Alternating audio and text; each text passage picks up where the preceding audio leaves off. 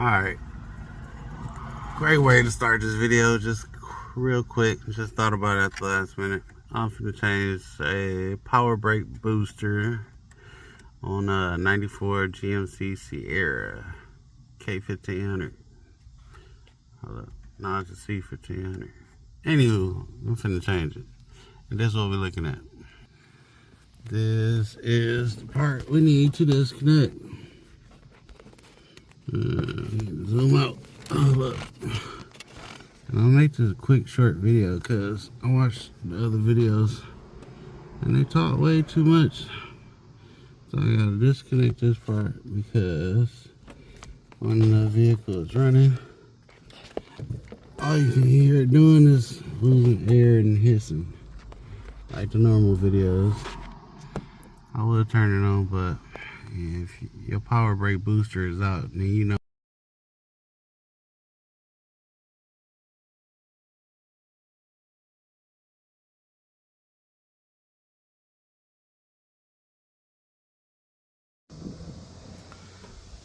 So disconnecting the power brake booster, not unscrewing or taking apart my master cylinder. I'm just disconnecting it from the power brake booster. That way I ain't gotta bleed the brakes.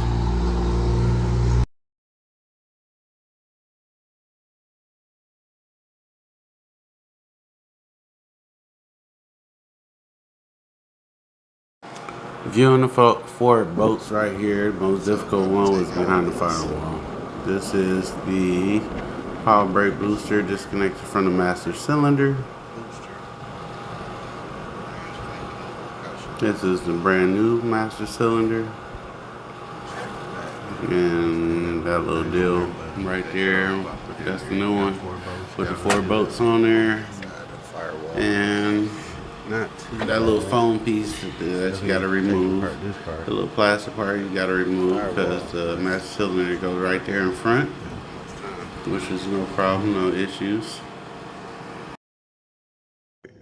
Alright, never showed the finished product, so finished putting in the power steer. Everything went back on very well. I was very happy, very pleased. And this job takes about 1 to 4 hours, depending on if you got the tools. Took me about 5 hours because I had to go and get a 15 millimeter deep socket to disconnect the 4 bolts from the firewall.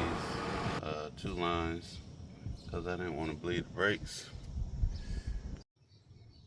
But as I'm going to show here, everything is working properly. I'll start her up. How to brake.